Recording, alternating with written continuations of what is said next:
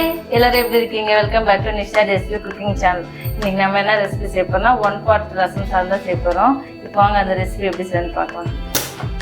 Stove on பண்ணிட்டு பாத்திரம் நல்லா காயிட்டோம். ஒரு தக்காளி கட் பண்ணிக்கலாம். ரசம் சாதத்துக்கு வந்து தக்காளி நிறைய போட்டால் நல்லா இருக்கும்.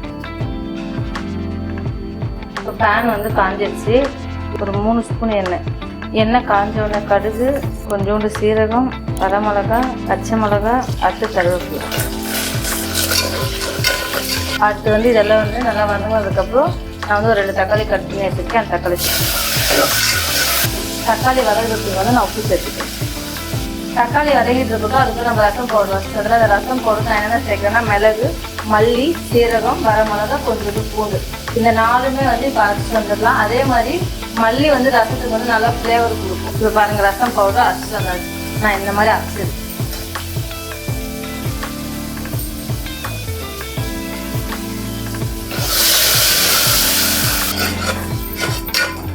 இப்போ தக்காளி பாருங்க நல்லா மசிச்சு வந்துருச்சு.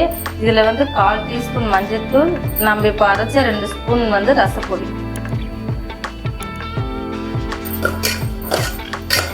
ரசப்பொடிக்கு அப்புறம் கொஞ்சோண்டு பெருங்காயத்தூள். நான் முன்னாடியே வந்து புளியை வந்து ஊற வச்சிருந்தேன். இப்போ இந்த புளியை வந்து இதில் சேர்த்துக்கலாம்.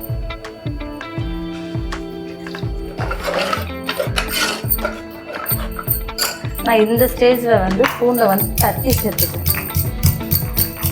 இப்போ வந்து பூண்டை சேர்த்துக்கிறேன்.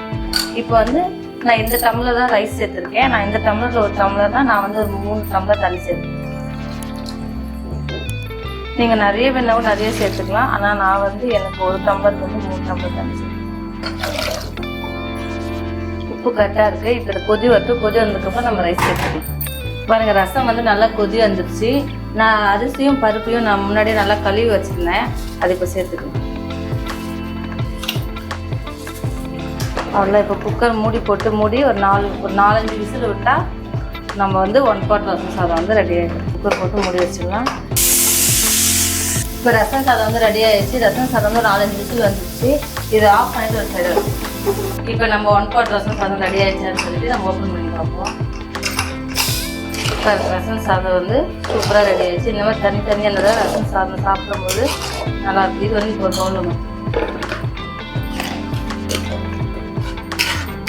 பிடிச்சிருந்துச்சுன்னா லைக் பண்ணுங்கள், ஷேர் பண்ணுங்கள், ப்ளீஸ் சப்ஸ்கிரைப் பண்ணுங்கள். தேங்க்யூ. இப்போ வாங்க இதை நம்ம டீ குடிக்கலாம்.